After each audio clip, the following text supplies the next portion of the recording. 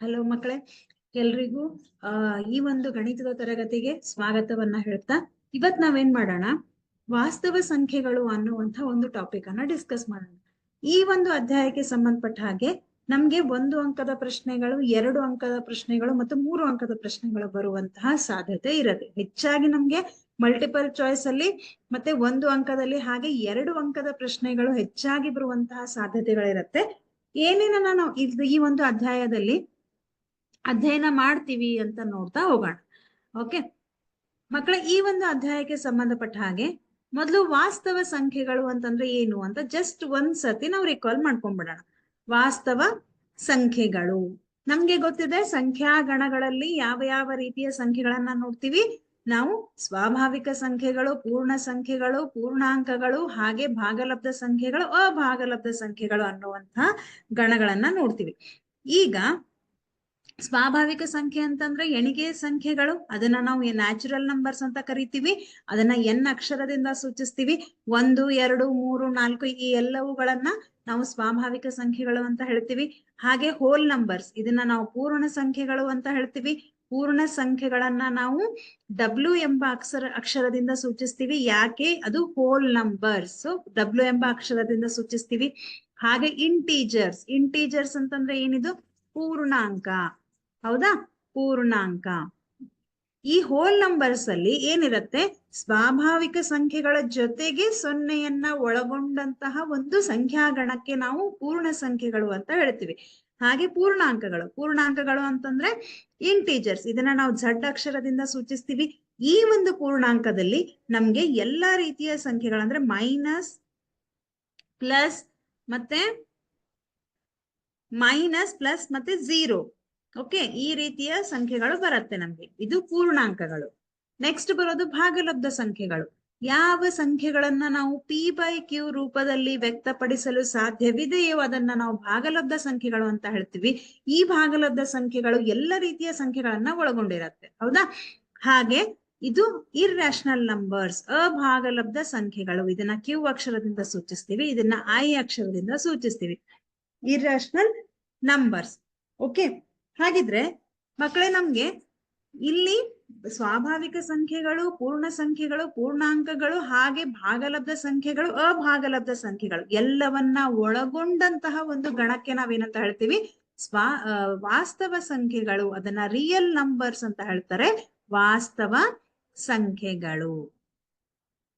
Okay, ನೆನ್ಪಿಟ್ಕೊಡ್ರಿ, ಇದು important ಆಗಿ ಗೊತ್ತಿರಬೇಕಾದಂತಹ ಒಂದು ಅಂಶ. ಹಾಗಿದ್ರೆ ಈ ಒಂದು ಅಧ್ಯಾಯದಲ್ಲಿ ನಾವೇನನ್ನ ಕಲಿತೀವಿ, ಏನನ್ನ ಅಧ್ಯಯನ ಮಾಡ್ತೀವಿ ಅಂದ್ರೆ, 2 ಸಂಖ್ಯೆಗಳ ಲಸ, ಲಘುತ್ತಮ ಸಾಮಾನ್ಯ ಅಪವರ್ತನ, ಮಸ, ಮಹತ್ತಮ ಸಾಮಾನ್ಯ ಅಪವರ್ತನ, ಸಂಯುಕ್ತ ಸಂಖ್ಯೆಗಳು, ಹಾಗೆ ಅವಿಭಾಜ್ಯ ಸಂಖ್ಯೆಗಳು, ಸಂಯುಕ್ತ ಸಂಖ್ಯೆಗಳು ಮತ್ತೆ ಅವಿಭಾಜ್ಯ ಸಂಖ್ಯೆಗಳು. ಹೌದಾ? ಆಮೇಲೆ ಅಂಕಗಣಿತದ ಮೂಲ ಪ್ರಮೇಯ ಅಲ್ವಾ? ಮತ್ತೆ ಅಭಾಗಲಬ್ಧ ಸಂಖ್ಯೆಗಳನ್ನ ನಾವು ಈ ಒಂದು ಅಧ್ಯಾಯದಲ್ಲಿ ಅಧ್ಯಯನ ಮಾಡ್ತೀವಿ. ಲಘುತ್ತಮ ಸಾಮಾನ್ಯ ಅಪವರ್ತನ, 2 ಸಂಖ್ಯೆಗಳನ್ನ ಕೊಟ್ಟು ಅದನ್ನ ಆ ಸಂಖ್ಯೆಗಳ ಲಸ ಕಂಡುಹಿಡಿಯಿರಿ, ಮಸ ಕಂಡುಹಿಡಿಯಿರಿ. ಹಾಗೆ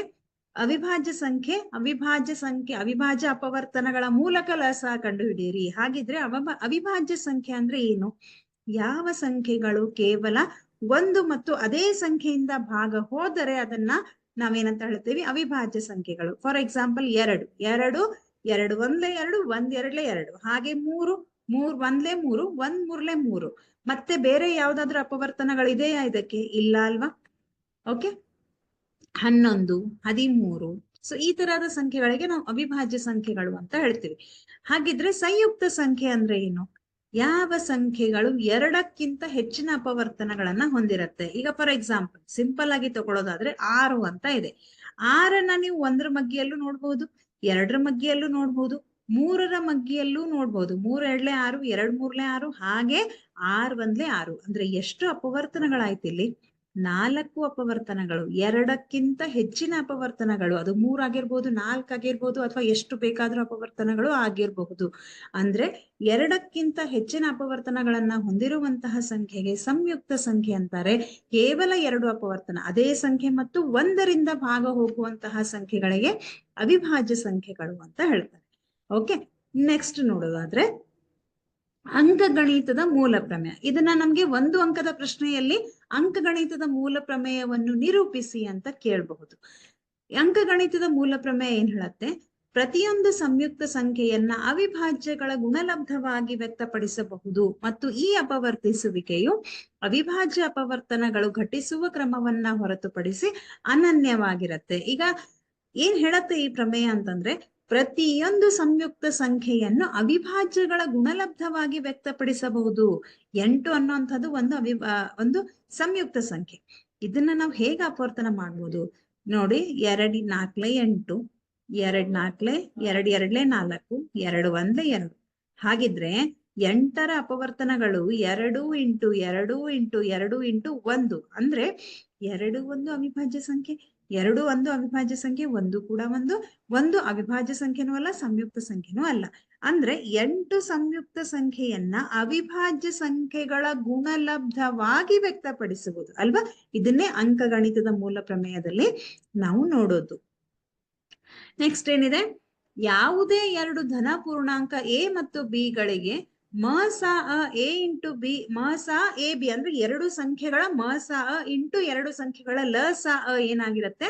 ಎ ಇಂಟು ಬಿ ಅಂದ್ರೆ 2 ಸಂಖ್ಯೆಗಳ ಗುಣಲಬ್ಧವಾಗಿರತ್ತೆ. ಲಸ ಇಂಟು ಮಸ is equal to A into B.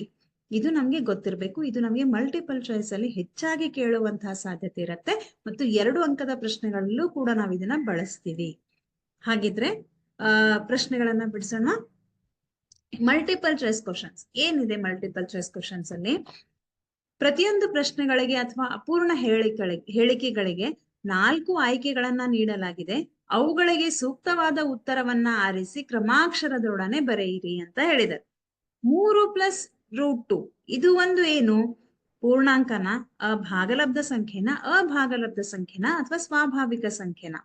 S ಮಕ್ಕಳೇ, ನಮಗ್ ಗೊತ್ತಿದೆ ಒಂದು ಭಾಗಲಬ್ಧ ಸಂಖ್ಯೆಯನ್ನ ಇನ್ನೊಂದು ಅಭಾಗಲಬ್ಧ ಸಂಖ್ಯೆಯ ಜೊತೆಗೆ ಕೂಡಿಸಿದಾಗ ಅವಾಗ ಏನ್ ಬರುತ್ತೆ? ಉತ್ತರ ಅಭಾಗಲಬ್ಧ ಸಂಖ್ಯೆನೇ ಬರುತ್ತೆ. 3 ಭಾಗಲಬ್ಧ ಸಂಖ್ಯೆ. ಹೇಗೆ? ನಾವು ಅದನ್ನ 3 / 1 ಅಂತ ಬರೀಬಹುದು. ಆವಾಗ ಅದು p/q ರೂಪದಲ್ಲಿ ಆಗತ್ತೆ. ಅಂದ್ರೆ ಒಂದು ಭಾಗಲಬ್ಧ ಸಂಖ್ಯೆ ಮತ್ತು ಒಂದು ಅಭಾಗಲಬ್ಧ ಸಂಖ್ಯೆಯನ್ನ ಕೂಡಿಸಿದಾಗ ನಮ್ಗೇನ್ ಬರುತ್ತೆ? ಒಂದು ಅಭಾಗಲಬ್ಧ ಸಂಖ್ಯೆ ದೊರೆಯುತ್ತೆ. ಅತಿ ಚಿಕ್ಕ ಸಂಯುಕ್ತ ಸಂಖ್ಯೆ ಮತ್ತು ಅತಿ ಚಿಕ್ಕ ಅವಿಭಾಜ್ಯ ಸಂಖ್ಯೆಗಳ ಮಸ ಏನಾಗಿರುತ್ತೆ? ಎಸ್ ಮಕ್ಕಳೇ, ಅತಿ ಚಿಕ್ಕ ಸಂಯುಕ್ತ ಸಂಖ್ಯೆ ಯಾವುದು? ಅತಿ ಚಿಕ್ಕ ಸಂಯುಕ್ತ ಸಂಖ್ಯೆ ಯಾವುದು? ಓಕೆ, ಈಗ ನಮ್ಗೆ 2 4 ಅಂತ ಇದೆ. 2 4 6 1 2 3 4 5 6 ಅಂತ ನಾನು ಬರೆದ್ರೆ ಒಂದು ಸಂಯುಕ್ತ ಸಂಖ್ಯೆನೂ ಅಲ್ಲ, ಅವಿಭಾಜ್ಯ ಸಂಖ್ಯೆನೂ ಅಲ್ಲ ಅಂತ ಹೇಳ್ತೀವಿ. ಹಾಗಿದ್ರೆ 2 ಏನಿದು? 2 ಅವಿಭಾಜ್ಯ ಸಂಖ್ಯೆ. ಯಾವ ರೀತಿಯ ಅವಿಭಾಜ್ಯ ಸಂಖ್ಯೆ? ಅತಿ ಚಿಕ್ಕ ಅವಿಭಾಜ್ಯ ಸಂಖ್ಯೆ. ಹಾಗಿದ್ರೆ ಅತಿ ಚಿಕ್ಕ ಅವಿಭಾಜ್ಯ ಸಂಖ್ಯೆ ಯಾವ್ದಾಯ್ತೀಗ? ಅವಿಭಾಜ್ಯ ಸಂಖ್ಯೆ 2. ಸಂಖ್ಯೆ 2 ಅತಿ ಚಿಕ್ಕ ಸಂಯುಕ್ತ ಸಂಖ್ಯೆ. 3 ಕೂಡ ಅವಿಭಾಜ್ಯ ಸಂಖ್ಯೆ. 4 ಏನಿದು? ಅತಿ ಚಿಕ್ಕ ಸಂಯುಕ್ತ ಸಂಖ್ಯೆ. 4ಕ್ಕಿಂತ ಕೆಳಗಡೆ ಇರುವಂತಹ ಸಂಖ್ಯೆಗಳು ಅವಿಭಾಜ್ಯ ಸಂಖ್ಯೆಗಳು. 4 ಸಂಯುಕ್ತ ಸಂಖ್ಯೆ. ಅತಿ ಚಿಕ್ಕ ಸಂಯುಕ್ತ ಸಂಖ್ಯೆ 4 ಆಯ್ತು. ಏನ್ ಕೇಳಿದ್ದಾರೆ ನಮ್ಗೆ? ಇವೆರಡರ ಮಸ ಕೇಳಿದ್ದಾರೆ. ಸೊ ನೀವು 2ಅನ್ನ ಹೇಗ್ ಬರಿತೀರಾ? 2 × 1 ಅಂತ ಬರಿತೀರಾ. ಹಾಗೆ 4 ಅಂತಂದ್ರೆ ಅತಿ ಚಿಕ್ಕ ಸಂಯುಕ್ತ ಸಂಖ್ಯೆ. 2 × 2 × 1 ಅಂದ್ರೆ 2 2 4 × 1. ಈಗ ಎರಡೂ ಕಡೆ ಯಾವ ಸಂಖ್ಯೆ ಕಾಮನ್ ಆಗಿದೆ? ಇಲ್ಲೂ 2 ಇದೆ, ಇಲ್ಲೂ 2 ಇದೆ. ಹೌದಾ? ಮಸ ಅಂದ್ರೆ ನಾವೇನ್ ಬರಿತೀವಿ? ಯಾವ್ದು ಕಾಮನ್ ಇದೆ ಅದನ್ನೇ ಬರಿತೀವಿ ಅಲ್ವಾ? ಮಸ ಅಂದ್ರೆ 2 × 2 ಇದೆ, ಸೊ 2 ಮಸ ಆಯ್ತು. ಓಕೆ, ಹಾಗಿದ್ರೆ ಯಾವ್ದಿಲ್ಲಿ? ಮಸ 2 ಆಗತ್ತೆ. ಯಾವುದೇ 2 ಧನ ಪೂರ್ಣಾಂಕ ಎ ಮತ್ತು ಬಿ ಗಳಿಗೆ ಮಸ ಎ ಇಂಟು ಬಿ ಇಂಟು ಲಸ ಎ ಬಿ ಅಂತಂದ್ರೆ ಇದು 2 ಸಂಖ್ಯೆಗಳ ಮಸ ಎ ಬಿ ಮಸ ಮತ್ತು 2 ಸಂಖ್ಯೆಗಳ ಲಸವನ್ನ ಗುಣಿಸಿದ್ರೆ ಅದು ಎದಕ್ಕೆ ಸಮವಾಗತ್ತೆ? 2 ಸಂಖ್ಯೆಗಳ ಗುಣಲಬ್ಧಕ್ಕೆ ಸಮವಾಗತ್ತೆ. ಅಂದ್ರೆ A into B. So option C is right ಅಲ್ವಾ? ನೆಕ್ಸ್ಟ್, 120 ಅನ್ನು ಅವಿಭಾಜ್ಯಗಳ ಅಪವರ್ತನಗಳ ಗುಣಲಬ್ಧವಾಗಿ ಬರೆದಾಗ 120 ಹೇಗ್ ಬರಿತೀವಿ? ಅವಿಭಾಜ್ಯ ಅಪವರ್ತನ ಮೂಲಕ ಮಾಡಿದ್ರೆ 2 6 12 0, 2 3 6 0, 2 1 2 5 ಹಾಗೆ 3 5 15, ನೆಕ್ಸ್ಟ್ 5 1 5. ನಮಗ್ ಗೊತ್ತಿದೆ ಹೇಗ್ ಮಾಡೋದು ಅಂತ ಈಗಾಗ್ಲೇ ಅಲ್ವಾ? ಓಕೆ, ಸೊ 120 ಹೇಗ್ ಬರಿತೀವಿ? 2 ಇಂಟು 2 ಇಂಟು 2. ಎಷ್ಟು ಸರ್ತಿ 2 ರಿಪೀಟ್ ಆಗಿದೆ? 3 ಸರ್ತಿ. 3 ಇಂಟು 5. ಹಾಗಿದ್ರೆ ಮಕ್ಕಳೇ 2 ಎಷ್ಟು ಸರ್ತಿ ಇದೆ? 3 ಸರ್ತಿ ಇದೆ. 3 1 ಸರ್ತಿ ಇದೆ. 5 1 ಸರ್ತಿ ಇದೆ. ಹಾಗಿದ್ರೆ ಯಾವ ಉತ್ತರ ಕರೆಕ್ಟ್ ಆಗುತ್ತೆ ಇಲ್ಲಿ? 2 ರ ಘಾತ 3, 3 ರ ಘಾತ 1, 5 ರ ಘಾತ 1. So option D is right. Yes or no? ಈಗ ನೆಕ್ಸ್ಟ್ ಏನಿದೆ? 12 ಮತ್ತು 15ರ ಮ ಸ 3 ಆಗಿದೆ. ಹಾಗಾದರೆ 12 ಮತ್ತು 15ರ ಲ ಸ ಏನಾಗಿರುತ್ತೆ? ನಮಗ್ ಗೊತ್ತಿದೆ, ಅವರು ಮ ಸ ಕೊಟ್ಟಿದ್ದಾರೆ. ಮ ಸ ಎಷ್ಟಿದೆ ಮಕ್ಕಳಲ್ಲಿ? ಮ ಸ 3 ಇದೆ. ಒಂದು ಸಂಖ್ಯೆ 12 ಇದೆ, ಅಂದ್ರೆ ಅದನ್ನ ಎ ಅಂತ ತಗೋಣ. ಇನ್ನೊಂದು ಸಂಖ್ಯೆ ಬಿ ಅಂತ ತಗೊಂಡ್ರೆ ಅದು 15 ಇದೆ. ನಮಗ್ ಗೊತ್ತಿದೆ ಮ ಸ ಇಂಟು ಲ ಸ ಅಂದ್ರೆ HCF into LCM is equal to A into B. ಹೌದಾ? ಇದು ಮ ಸ ಇಂಟು ಲ ಸ is equal to A into B. HCF ಅಂದ್ರೆ ಮ ಸ ಎಷ್ಟಿದೆ? 3 ಇದೆ. ಲ ಸ ಅಂದ್ರೆ ಗೊತ್ತಿಲ್ಲ, ಹಾಗೆ ಬರೆಯೋಣ. ನಮ್ಗ್ ಲ ಸ ಮಾತ್ರ ಬೇಕು ಅಲ್ವಾ? ಇದು ಲ ಸ ನಿಮ್ಗೆ ಗೊತ್ತಿಲ್ಲ ಅಂದ್ರೆ ಇಲ್ಲಿ ಬರಿತೀನಿ. ಲ ಸ ಇದು ಮ ಸ ಇಂಟು. ಓಕೆ, ಈಗ ಒಂದು ಸಂಖ್ಯೆ ಎಷ್ಟಿದೆ? 12 ಇದೆ. ಇನ್ನೊಂದು ಸಂಖ್ಯೆ ಎಷ್ಟಿದೆ? 15 ಇದೆ. ಲ ಸ ಈಸ್ ಈಕ್ವಲ್ ಟು 12 ಇಂಟು 15. ಈ 3ನ್ನ ಈ ಕಡೆ ಶಿಫ್ಟ್ ಮಾಡಿದ್ರೆ ಡಿವೈಡೆಡ್ ಬೈ 3 ಆಗುತ್ತೆ. 3 1 3 5 12 5 60. ಹಾಗಿದ್ರೆ ಲ ಸ ಎಷ್ಟು ಬಂತು ಮಕ್ಕಳಲ್ಲಿ? 60. Option A is right. Okay, next, ಈ ಕೆಳಗಿನ ಸಂಖ್ಯೆಗಳಲ್ಲಿ ಅಭಾಗಲಬ್ಧ ಸಂಖ್ಯೆಯು ಯಾವುದಾಗಿರುತ್ತೆ? 16 √16 √9 ನೋಡಲು ಅಭಾಗಲಬ್ಧ ಸಂಖ್ಯೆ ತರ ಕಾಣುತ್ತೆ, ಆದ್ರೆ ಇದು ಅಭಾಗಲಬ್ಧ ಸಂಖ್ಯೆ ಅಲ್ಲ. ಯಾಕೆ ಅಂದ್ರೆ √16ರ ವರ್ಗಮೂಲ ಎಷ್ಟಾಗತ್ತೆ? 16 ವರ್ಗಮೂಲ 4, 9ರ ವರ್ಗಮೂಲ 3. ಸೊ 4ರಲ್ಲಿ 3 ಕಳೆದ್ರೆ 1 ಬರುತ್ತೆ. ಹಾಗಾಗಿ ಇದು ಅಭಾಗಲಬ್ಧ ಸಂಖ್ಯೆ ಅಲ್ಲ. 3/4 ಇದು ಕೂಡ ಅಲ್ಲ, ಇದು ಭಿನ್ನರಾಶಿ ರೂಪದಲ್ಲಿದೆ, P/Q ರೂಪದಲ್ಲಿದೆ, ಅದು ಭಾಗಲಬ್ಧ ಸಂಖ್ಯೆ ಆಗತ್ತೆ. ಇದು ಕೂಡ ಆಗಲ್ಲ, ಯಾಕಂದ್ರೆ ಪುನರಾವರ್ತನೆ ಆಗುವಂತಹ ಒಂದು ದಶಮಾಂಶ. ಹಾಗಿದ್ರೆ ಯಾವುದು ಅಭಾಗಲಬ್ಧ ಸಂಖ್ಯೆ ಆಗತ್ತೆ? 2 + √3 ಆಗತ್ತೆ. ಮತ್ತೆ ನಮಗೆ ಒಂದು ಭಾಗಲಬ್ಧ ಸಂಖ್ಯೆಗೆ ಇನ್ನೊಂದು ಅಭಾಗಲಬ್ಧ ಸಂಖ್ಯೆಯನ್ನ ಕೂಡಿಸಿದಾಗ ಬರುವಂತಹ ಸಂಖ್ಯೆ ಏನಾಗಿರುತ್ತೆ? ಅಭಾಗಲಬ್ಧ ಸಂಖ್ಯೆ ಆಗಿರುತ್ತೆ. Option D is right.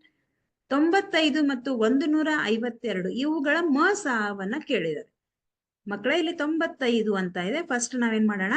2 ಸಂಖ್ಯೆಗಳ ಅವಿಭಾಜ್ಯ ಅಪವರ್ತನಗಳು ಏನ್ ಬರುತ್ತೆ ನೋಡೋಣ. ಕೊನೆಗೆ 5 ಇದೆ. ಹಾಗಾದ್ರೆ ಇದು 2 ಅಂದ್ರೆ ಕೊನೆಗೆ ಬಿಡಿ ಸ್ಥಾನದಲ್ಲಿ ಬೆಸ ಸಂಖ್ಯೆ ಇದ್ರೆ ಅದು 2ರಿಂದ ಭಾಗ ಹೋಗೋದಿಲ್ಲ. ಹಾಗಿದ್ರೆ ನಾವಿಲ್ಲಿ 3ರಿಂದ ತಗೊಂಡ್ರೆ 3 3 9 ಆಗತ್ತೆ. ಆದ್ರೆ ಬಿಡಿ ಸ್ಥಾನದಲ್ಲಿ 5 ಇದೆ. 5 3ರಿಂದ ಭಾಗ ಹೋಗೋದಿಲ್ಲ. ಹಾಗಿದ್ರೆ ನಾವು 5ರಿಂದ ತಗೊಂಡ್ರೆ 5 5 1 5 4 ಉಳಿಯತ್ತೆ. 5 9 45 19 ಬಂತು. 19 ಯಾವ ಸಂಖ್ಯೆ? ಅದು ಅವಿಭಾಜ್ಯ ಸಂಖ್ಯೆ. ಹಾಗಿದ್ರೆ 19 1 19. ನೆಕ್ಸ್ಟ್ ಏನಿದೆ? 152. 152 ಅಂದ್ರೆ ಇಲ್ಲಿ ಬಿಡಿ ಸ್ಥಾನದಲ್ಲಿ 2 ಇದೆ. ಹಾಗಿದ್ರೆ ಸಮ ಸಂಖ್ಯೆ ಇದೆ, 2ರಿಂದ ಭಾಗ ಹೋಗುತ್ತೆ. 2 7 14, 2 6 12. ಇಲ್ಲೂ ಕೂಡ 2 3 6, 2 8 16. ಇಲ್ಲೂ ಕೂಡ 2 1 2, 2 9 18, 19 1 19. ಯಾಕೆ? 19 ಅವಿಭಾಜ್ಯ ಸಂಖ್ಯೆ. 95 ಹೇಗ್ ಬರಿತೀವಿ? 5 × 19. ಹಾಗೆ 152 2 × 2 × 2 × 19 ಅಲ್ವಾ? ಯಾವ ಒಂದು ಸಂಖ್ಯೆ ಕಾಮನ್ ಆಗಿದೆ? ಇಲ್ಲಿ 5 ಇದೆ, ಇಲ್ಲಿ 5 ಇಲ್ಲ. ಇಲ್ಲಿ 19 ಇದೆ, ಇಲ್ಲೂ ಕೂಡ 19 ಇದೆ. ಹಾಗಿದ್ರೆ 19 ಏನಾಯ್ತು? ಎರಡೂ ಕಡೆ ಇರೋದ್ರಿಂದ ಮ ಸ ಏನಾಗತ್ತೆ? ಒಂದು ಸಂಖ್ಯೆ ಕಾಮನ್ ಆಗಿದೆ. ಸೊ 19. ಯಾವ ಸಂಖ್ಯೆ, ಯಾವ ಆಪ್ಷನ್ ಕರೆಕ್ಟ್ ಆಗತ್ತೆ? Option C is right. Next ನೋಡೋಣ. 7 ಮತ್ತು 7 ಇಂಟು 11 ಇಂಟು 13 ಪ್ಲಸ್ 13 ಇದು ಎಂತಹ ಸಂಖ್ಯೆ? ಇದು ಭಾಗಲಬ್ಧ ಸಂಖ್ಯೆನಾ, ಅವಿಭಾಜ್ಯ ಸಂಖ್ಯೆನಾ, ಅಥವಾ ಅಭಾಗಲಬ್ಧ ಸಂಖ್ಯೆನಾ, ಸಂಯುಕ್ತ ಸಂಖ್ಯೆನಾ? ನೋಡೋಣ. 7 ಇಂಟು 11 ಇಂಟು 13 ಪ್ಲಸ್ 13. ಮಕ್ಕಳೇ, ಇಲ್ಲಿ ಎಲ್ಲಾ ಕಡೆ ಗುಣಾಕಾರ ಇದೆ. ಇದನ್ನ ಒಂದು ಗುಂಪು ಮಾಡೋಣ, ಇದನ್ನ ಇನ್ನೊಂದು ಗುಂಪು ಮಾಡೋಣ. ಹಾಗಿದ್ರೆ ಇಲ್ಲಿ ನಮ್ಗೆ 13 ಇದೆ, ಇಲ್ಲೂ 13 ಇದೆ. ಸೊ 13 ನಾವು ಕಾಮನ್ ಆಗಿ ತೆಗೆದ್ರೆ 7 ಇಂಟು 11 ಇಂಟು 1 ಬರುತ್ತೆ, ಪ್ಲಸ್ 1. ಸೊ ಇಲ್ಲಿ ಬರಿತೀನಿ ಪ್ಲಸ್ 1. ಓಕೆ, ಇದನ್ನ ಹೀಗೆ ಬರೀಬಹುದು. 13 ಇಂಟು 7 ಇಂಟು 11 ಪ್ಲಸ್ 1. ಹೌದಾ? ಇವಾಗ 13 11 77, 77 ಪ್ಲಸ್ 1 ಎಷ್ಟಾಗತ್ತೆ? 13 ಇಂಟು 78. ಸಾರಿ, ಇದು 78 ಅಲ್ವಾ? 78. 13 ಇಂಟು 78. 78 ನಾನು ಅವಿಭಾಜ್ಯ ಅಪವರ್ತನಗಳಾಗಿ ವ್ಯಕ್ತಪಡಿಸಬಹುದು. ಯಾಕೆ? ಅದು ಸಂಯುಕ್ತ ಸಂಖ್ಯೆ. 78 ಅಂದ್ರೆ 2 3 6, 2 9 18, 3 ಇಲ್ಲಿ ಕೊನೆಗೆ ಬೆಸ ಸಂಖ್ಯೆ ಇದೆ. 3 1 3, 3 3 9, 13 ಅವಿಭಾಜ್ಯ ಸಂಖ್ಯೆ. ಹಾಗಾಗಿ 13 1 13. ಎಷ್ಟು ಬಂತು? 2 78 ನಾವು ಹೇಗೆ ವ್ಯಕ್ತಪಡಿಸಬಹುದು? 2 ಇಂಟು 3 ಇಂಟು 13 ಅಲ್ವಾ?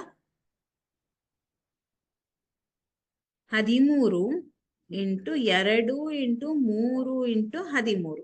ಅಂದ್ರೆ ಇಲ್ಲಿ ಬಂದಿರುವಂತಹ ಅಪವರ್ತನಗಳು ಹೇಗಿದೆ?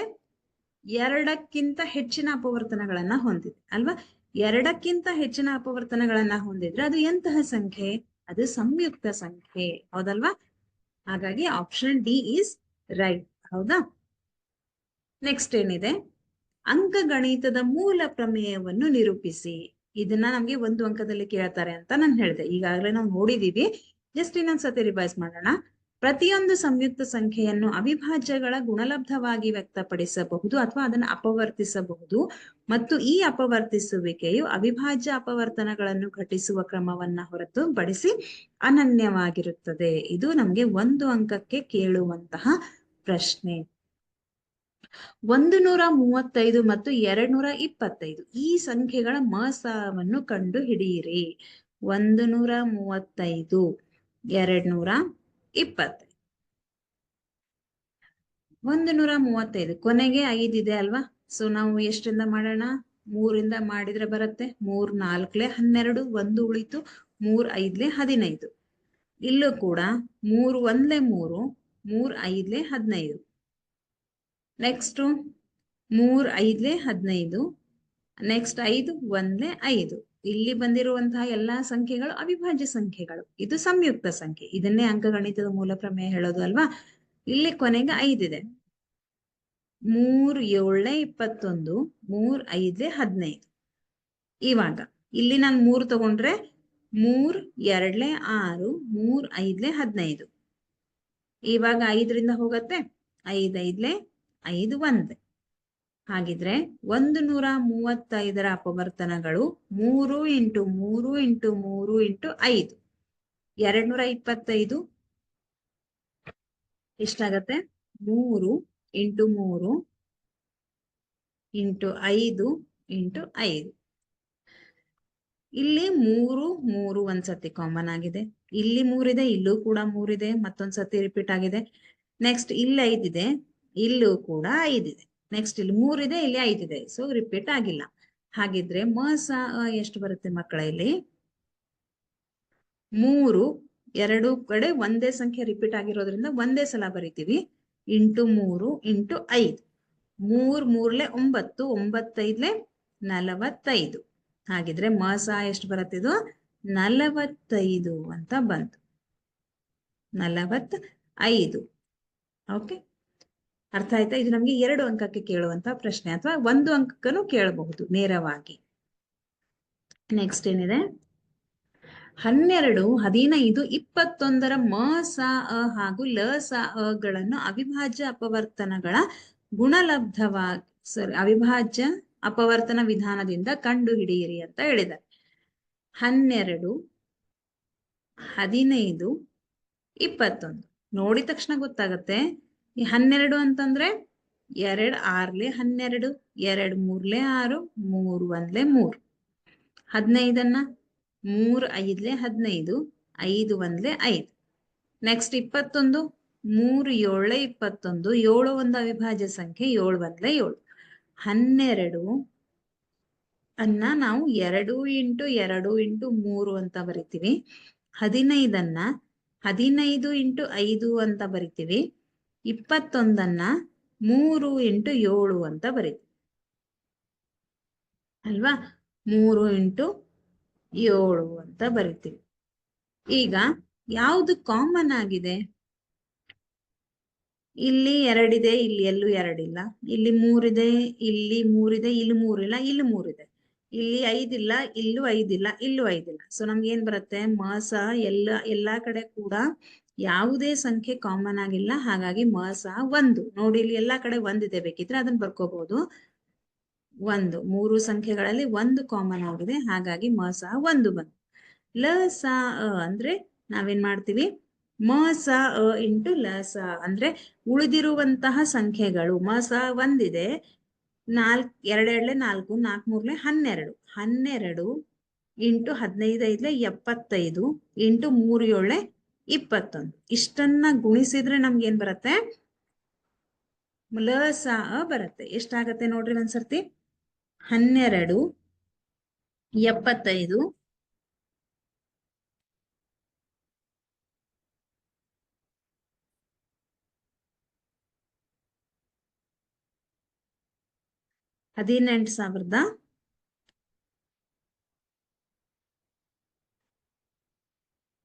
18,900 ಬರುತ್ತೆ. ಇದು ಏನಿದು?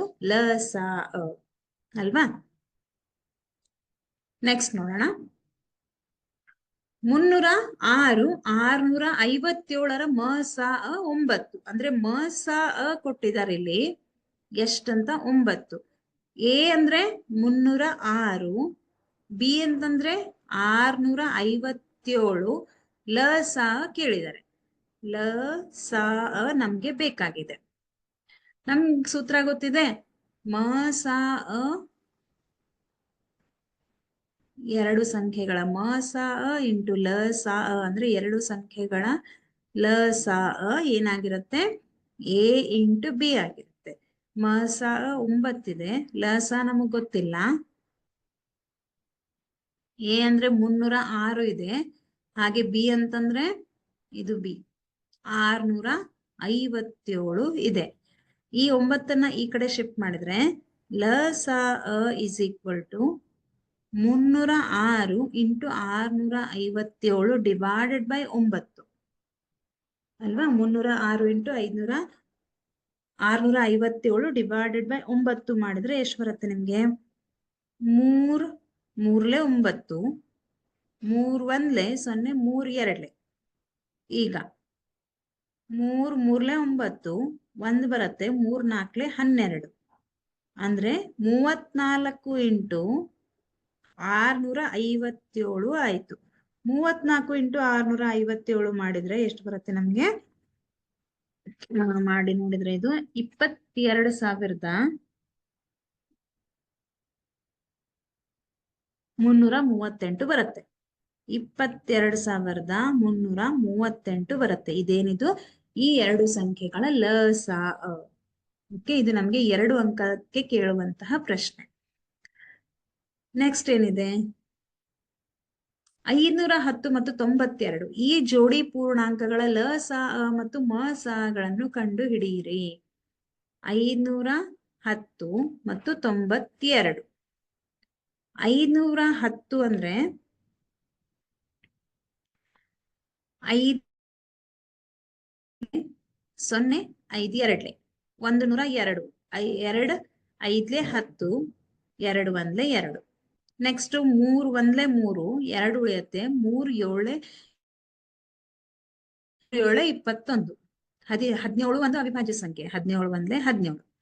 ಹಾಗೆ 92 ಮಾಡಿದ್ರೆ ನಿಮ್ಗೆ 2 4 8, 2 6 12, 2 2 4, 2 3 6, 23. 23 ಒಂದು ಅವಿಭಾಜ್ಯ ಸಂಖ್ಯೆ, ಹಾಗಾಗಿ 23 ಅಂದ್ರೆ 23.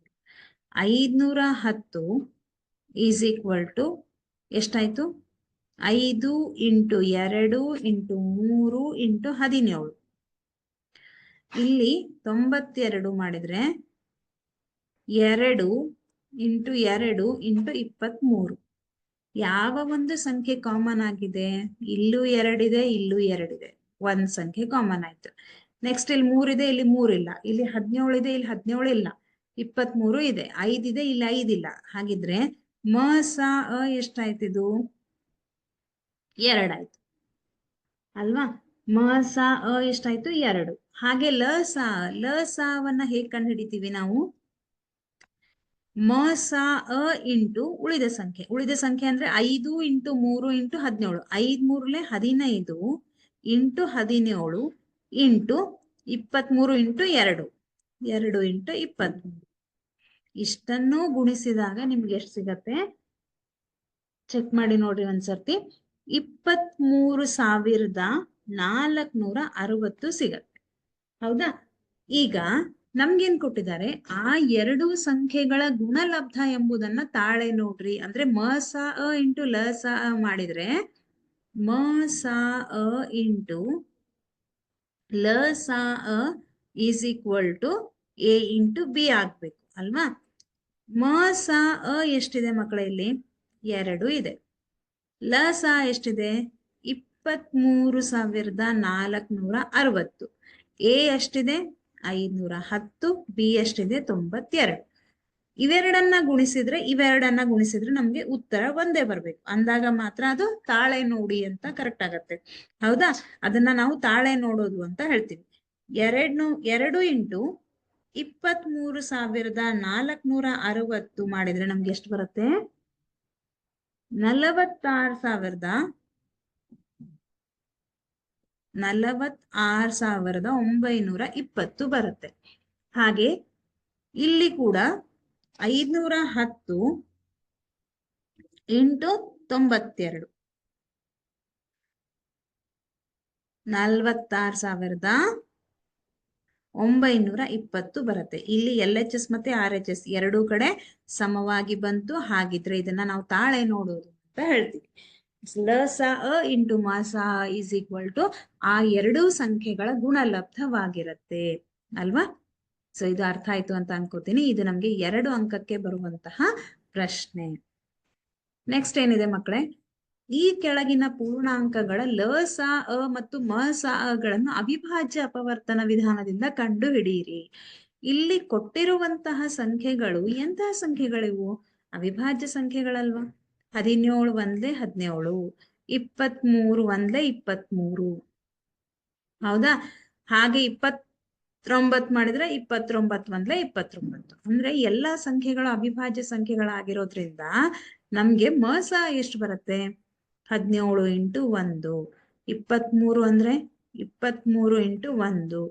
ಹಾಗೆ 29 ಮಾಡಿದ್ರೆ 29 ಇಂಟು 1. ಯಾವ ಸಂಖ್ಯೆ ಕಾಮನ್ ಆಗಿದೆ? ಇಲ್ಲಿ 1 ಇದೆ. ಮ ಸ ಎಷ್ಟಾಯ್ತು ಇವಾಗ? 1.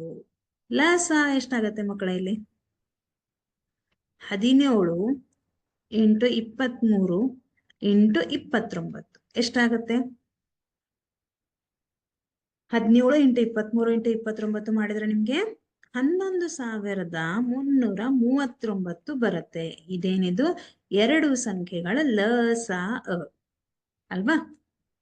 ಇದು ಕೂಡ ನಮ್ಗೆ 1 ಅಂಕಕ್ಕೆ ಬರುವಂತಹ ಪ್ರಶ್ನೆ. ಈಗ ಅಭಾಗಲಬ್ಧ ಸಂಖ್ಯೆಗಳು, ಇದರಲ್ಲಿ ಗ್ಯಾರಂಟಿ 100% ಒಂದು ಕ್ವಶನ್ ಬಂದೇ ಬರುತ್ತೆ ನಿಮ್ಗೆ. 2 ಅಂಕಕ್ಕೆ ಕೊಟ್ಟಿರುವಂತಹ ಒಂದು ಸಂಖ್ಯೆಯನ್ನ ಅಭಾಗಲಬ್ಧ ಸಂಖ್ಯೆ ಎಂದು ಸಾಧಿಸಿ ಅಂತ ಕೊಡ್ತಾರೆ. ಏನನ್ನ ಮಾಡ್ತೀರಾ ಇಲ್ಲಿ? 3 + 2√5 ಒಂದು ಅಭಾಗಲಬ್ಧ ಸಂಖ್ಯೆ ಎಂದು ಸಾಧಿಸಿ ಅಂತ ಒಂದು ಪ್ರಶ್ನೆ ಬರುತ್ತೆ. ನಾವೇನ್ ಮಾಡ್ಬೇಕು? ಅದಕ್ಕೆ ಮೊದಲು 3 + 2√5 ಒಂದು ಭಾಗಲಬ್ಧ ಸಂಖ್ಯೆಯಾಗಿರಲಿ ಅಂತ ಒಂದು ಊಹೆ ಮಾಡೋಣ. ಏನಿದು ಊಹೆ? ಇಮ್ಯಾಜಿನೇಷನ್ ಮಾಡ್ಕೊಳ್ಳೋಣ. ನಮಗ್ ಗೊತ್ತಿದೆ √5 ಈಸ್ ಅ ಇರ್ರಾಷನಲ್ ನಂಬರ್, ಅದು ಅಭಾಗಲಬ್ಧ ಸಂಖ್ಯೆ ಅಂತ ನಮಗ್ ಗೊತ್ತು. ಆದ್ರೂ ಕೂಡ ನಾವೇನ್ ಮಾಡೋಣ? ನಮ್ಮ ಸಾಧನೆಗೋಸ್ಕರ ಒಂದು ಈ ಸಂಖ್ಯೆ ಭಾಗಲಬ್ಧ ಸಂಖ್ಯೆ ಆಗಿರಲಿ ಅಂತ ನಾವು ಇಮ್ಯಾಜಿನ್ ಮಾಡ್ಕೊಳ್ಳೋಣ. ಹಾಗಿದ್ರೆ 3 ಪ್ಲಸ್ 2√5 ಇಸ್ ಈಕ್ವಲ್ ಟು ಭಾಗಲಬ್ಧ ಸಂಖ್ಯೆ ಯಾವ ರೂಪದಲ್ಲಿರುತ್ತೆ? p/q ರೂಪದಲ್ಲಿರುತ್ತೆ. p/q is equal to p/q ಅಂತ ಬರಿತೀವಿ. ಭಾಗಲಬ್ಧ ಸಂಖ್ಯೆಗಳು ಯಾವ ತರಹದ ಸಂಖ್ಯೆಗಳು? ಅವು ಪೂರ್ಣಾಂಕಗಳು. ಅಲ್ಲಿ ನಿಮ್ಗೆ ನೆಗೆಟಿವ್ ನಂಬರ್ಸ್ ಬರುತ್ತೆ, ಪಾಸಿಟಿವ್ ನಂಬರ್ಸ್ ಬರುತ್ತೆ, ಮತ್ತೆ 0ಯನ್ನ ಒಳಗೊಂಡಂತಹ ಸಂಖ್ಯೆಗಳು ಬರುತ್ತೆ. ಅದಕ್ಕೆ ನಾವೇನಂತ ಹೇಳ್ತೀವಿ? PQ ಇದು ಪೂರ್ಣಾಂಕಗಳ ಗಣಕ್ಕೆ ಸೇರಿದೆ. ಹೀಗೆ ಬರೆದ್ರೆ ಇದು ಸೇರಿದೆ, ಬಿಲಾಂಗ್ಸ್ ಟು Z ಅಂತ ಹೇಳ್ತೀವಿ. ಆದ್ರೆ ಒಂದು ಕಂಡೀಷನ್ ಇದೆ, q is not equal to 0.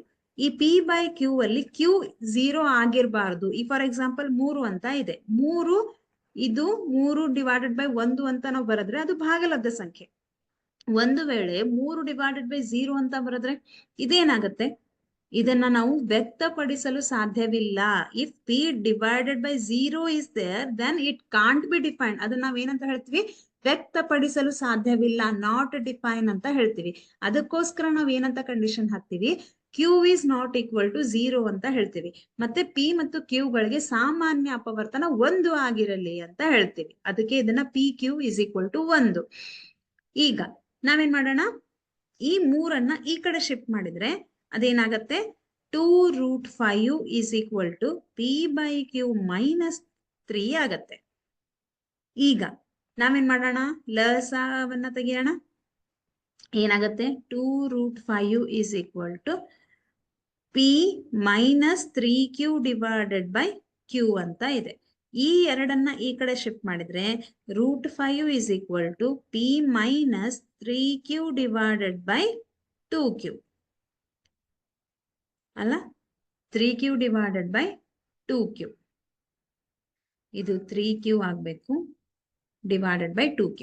ಈಗ ಇಲ್ಲಿ p minus 3q divided by 2q ಅಂತ ಇದೆ ಅಲ್ಲ, ಇದು ಯಾವ ರೂಪದಲ್ಲಿದೆ? ಇದು p/q ರೂಪದಲ್ಲಿದೆ. p/q ರೂಪದಲ್ಲಿ ಬಂದ್ರೆ ಅದು ಎಂತಹ ಸಂಖ್ಯೆ? ಅದು ಭಾಗಲಬ್ಧ ಸಂಖ್ಯೆ. ಆದ್ರೆ ಇದೇನಿದೆ, √5 ಇಸ್ ಈಕ್ವಲ್ ಟು p/q ರೂಪದಲ್ಲಿ ಬಂದ ಹಾಗಾಯ್ತು. ಇದನ್ನ ನಾವು p/q ರೂಪದಲ್ಲಿದೆ ಅಂತ ಹೇಳಿದ್ರೆ √5 ಇಸ್ ಈಕ್ವಲ್ ಟು p/q ಅಂತ ಅಂದಂಗಾಯ್ತು ಅಲ್ವಾ? p/q ಯಾವ ಸಂಖ್ಯೆ? ಭಾಗಲಬ್ಧ ಸಂಖ್ಯೆ. ಆದ್ರೆ ನಮಗೇನ್ ಗೊತ್ತಿದೆ? √5 ಅಭಾಗಲಬ್ಧ ಸಂಖ್ಯೆ ಅಂತ ನಮ್ಗೆ ಗೊತ್ತಿದೆ ಅಲ್ವಾ? ಹಾಗಾಗಿ p minus 3q divided by 2q ಇದು ಒಂದು ಭಾಗಲಬ್ಧ ಸಂಖ್ಯೆ. ಆದರೆ √5 ಏನಿದು ಅಭಾಗಲಬ್ಧ ಸಂಖ್ಯೆ. ಹಾಗಾಗಿ ಇದು ಅಸಾಧ್ಯ. ಆದ್ದರಿಂದ ನಮ್ಮ ಊಹೆ ಏನಾಗಿದೆ? ತಪ್ಪಾಗಿದೆ. ಆದ್ದರಿಂದ 3 + 2√5 ಒಂದು ಅಭಾಗಲಬ್ಧ ಸಂಖ್ಯೆ ಅಂತ ನಾವು ಹೇಳ್ಬೋದು. ಇದು ನಮ್ಗೆ ಡೆಫಿನೆಟ್ ಆಗಿ 2 ಅಂಕಕ್ಕೆ ಕೇಳುವಂತಹ ಪ್ರಶ್ನೆ. ನೆಕ್ಸ್ಟ್ ಇನ್ನೊಂದಿದೆ, 6 + √2 ಒಂದು ಅಭಾಗಲಬ್ಧ ಸಂಖ್ಯೆ ಎಂದು ಸಾಧಿಸಿ ಅಂತ ಇದೆ. ಮೊದಲು ನಾವೇನ್ ಮಾಡ್ಬೇಕು? ಊಹೆ ಮಾಡ್ಕೋಬೇಕು. ಏನಂತ? ಇದು ಒಂದು ಭಾಗಲಬ್ಧ ಸಂಖ್ಯೆ ಆಗಿರಲಿ. ಭಾಗಲಬ್ಧ ಸಂಖ್ಯೆ ಆದ್ರೆ p/q ಅಂತ ಬರೀತೀರಾ. PQ belongs to Z, q is not equal to 0. p ಮತ್ತು q ಗಳಿಗೆ ಒಂದು ಸಾಮಾನ್ಯ ಅಪವರ್ತನ ಆಗಿರಲಿ. ಈಗ ಈ 6 ಅನ್ನ ನಾವು ಈ ಕಡೆ ಶಿಫ್ಟ್ ಮಾಡಿದ್ರೆ √2 is equal to p/q minus 6 ಆಗತ್ತೆ. ಈಗ ನಾವು ಲಸ ತೆಗಿಯೋಣ, q ಲಸ ಆಗತ್ತೆ. Okay, so p minus 6q divided by 2 ಆಗತ್ತೆ. ಸೊ ಇಲ್ಲೂ ಕೂಡ √2 is equal to p minus 6q divided by 2. ಇದು ಯಾವ ರೂಪದಲ್ಲಿದೆ? ಇದು p/q ರೂಪದಲ್ಲಿದೆ. ಅಂದ್ರೆ ಇದು ಭಾಗಲಬ್ಧ ಸಂಖ್ಯೆ ಆದಂಗಾಯ್ತು. ಆದರೆ √2 ಇಸ್ ಈಕ್ವಲ್ ಟು p/q. √2 ಯಾವ ಸಂಖ್ಯೆ? ಅದು ಅಭಾಗಲಬ್ಧ ಸಂಖ್ಯೆ. ಹಾಗಾಗಿ ನಾವೇನಂತ ಹೇಳ್ಬೋದು?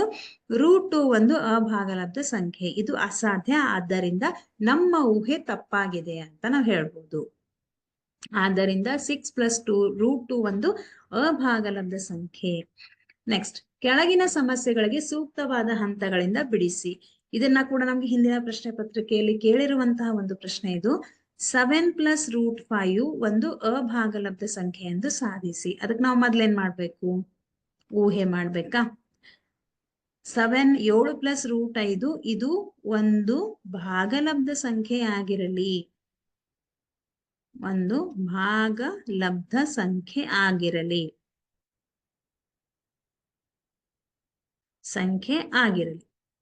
ಓಕೆ, ಭಾಗಲಬ್ಧ ಸಂಖ್ಯೆ ಆಗ್ಬೇಕಾದ್ರೆ 7 + √5 ಇಸ್ ಈಕ್ವಲ್ ಟು ಏನಾಗ್ಬೇಕು? p/q ಆಗ್ಬೇಕು. Where PQ belongs to Z, ಪೂರ್ಣಾಂಕಗಳ ಗಣಕ್ಕೆ ಸೇರಿದೆ. ಆದ್ರೆ ಕಂಡೀಷನ್ ಏನು? q is not equal to 0. p ಮತ್ತು q ಗಳಿಗೆ ಒಂದು ಸಾಮಾನ್ಯ ಅಪವರ್ತನ, ಇದು ಕಂಡೀಷನ್. ಇವಾಗ ನಾವೇನ್ ಮಾಡೋಣ, ಈ 7 ಈ ಕಡೆ ಶಿಫ್ಟ್ ಮಾಡೋಣ. √5 is equal to p/q minus 7, that is equal to √5 p/q. ಇಲ್ಲಿ ಡಿವೈಡೆಡ್ ಬೈ 1, ಏನಿಲ್ಲ ಅಂದ್ರೆ 1 ಇರತ್ತೆ. ಲಸ ಎಷ್ಟಾಯ್ತು, q ಆಯ್ತು, p ಮೈನಸ್ 7q ಅಲ್ವಾ, p minus 7q divided by q. ಇದು ಯಾವ ರೂಪದಲ್ಲಿದೆ, ಇದು p/q ರೂಪದಲ್ಲಿದೆ. ಅಂದ್ರೆ p minus 7q divided by q ಇದು ಒಂದು ಭಾಗಲಬ್ಧ ಸಂಖ್ಯೆ ಆಗಿದೆ. ಯಾಕೆ, ಇದು p/q ರೂಪದಲ್ಲಿದೆ, ಇದು ಒಂದು ಭಾಗಲಬ್ಧ ಸಂಖ್ಯೆ ಆಗಿದೆ. ಇದು ಒಂದು ಭಾಗಲಬ್ಧ ಸಂಖ್ಯೆ ಆಗಿದೆ, ಹೌದಲ್ವಾ? ಇದು ಒಂದು ಭಾಗಲಬ್ಧ ಸಂಖ್ಯೆ ಆಗಿದೆ. ಆದರೆ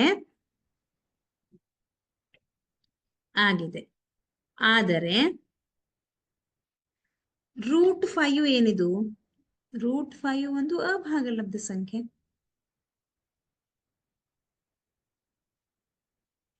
ಒಂದು ಅಭಾಗಲಬ್ಧ ಸಂಖ್ಯೆ. ಆದ್ದರಿಂದ ನಮ್ಮ ಊಹೆ ತಪ್ಪು, ನಮ್ಮ ಊಹೆ ತಪ್ಪು. ಏನಂತ, ಇದು ಒಂದು ಭಾಗಲಬ್ಧ ಸಂಖ್ಯೆ ಆಗಿದೆ ಅನ್ನೋದು ತಪ್ಪು. ಆದ್ದರಿಂದ 7 + √5 ಒಂದು ಅಭಾಗಲಬ್ಧ ಸಂಖ್ಯೆ.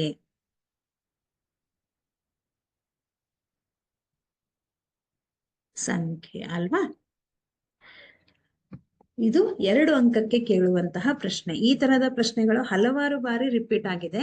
ಇಲ್ಲಿ ನಿಮ್ಗೆ ಇದೇ ತರ ಪ್ರಶ್ನೆಗಳನ್ನ ಕೇಳ್ತಾರೆ ಅಂತಿಲ್ಲ. ನಿಮ್ಗೆ ಇಲ್ಲಿ ಏನಂತ ಕೊಡ್ಬೋದು, 6 ಮೈನಸ್ √3 ಅಂತ ಕೊಡ್ಬೋದು, 7 + √5 ಅಂತ ಕೊಡ್ಬೋದು, ಅಥವಾ √5 ಒಂದು ಅಭಾಗಲಬ್ಧ ಸಂಖ್ಯೆ ಆಗಿದೆ, √2 ಒಂದು ಅಭಾಗಲಬ್ಧ ಸಂಖ್ಯೆ ಆಗಿದೆ, √3 ಒಂದು ಅಭಾಗಲಬ್ಧ ಸಂಖ್ಯೆ ಆಗಿದೆ ಎಂದು ಸಾಧಿಸಿ ಅಂತ ಕೊಡ್ಬೋದು ಅಲ್ವಾ? ಹಾಗಿದ್ರೆ ಮಕ್ಕಳೇ, ಈ ಒಂದು ಅಧ್ಯಾಯಕ್ಕೆ ಸಂಬಂಧಿಸಿದ ಹಾಗೆ ನಾವು ಮಲ್ಟಿಪಲ್ ಚಾಯ್ಸ್ ಕ್ವಶನ್ಸ್ ಮತ್ತೆ 2 ಅಂಕದ ಪ್ರಶ್ನೆಗಳನ್ನ ಬಿಡಿಸಿದೀವಿ ಅಲ್ವಾ? ಈ ಎಲ್ಲಾ ಪ್ರಶ್ನೆಗಳು ನಿಮ್ಗೆ ಅರ್ಥ ಆಯ್ತು ಅಂತ ಅನ್ಕೋತೀನಿ. ಹಾಗಿದ್ರೆ ಇವತ್ತಿನ ಈ ಒಂದು ತರಗತಿಯನ್ನ ನಾವು ಇಲ್ಲಿಗೆ ಸ್ಟಾಪ್ ಮಾಡೋಣ. ಓಕೆ, ಸೊ ಎಲ್ರಿಗೂ ಒಳ್ಳೇದಾಗ್ಲಿ, ಚೆನ್ನಾಗಿ ಸ್ಟಡಿ ಮಾಡ್ರಿ. All the very best. Thank you so much.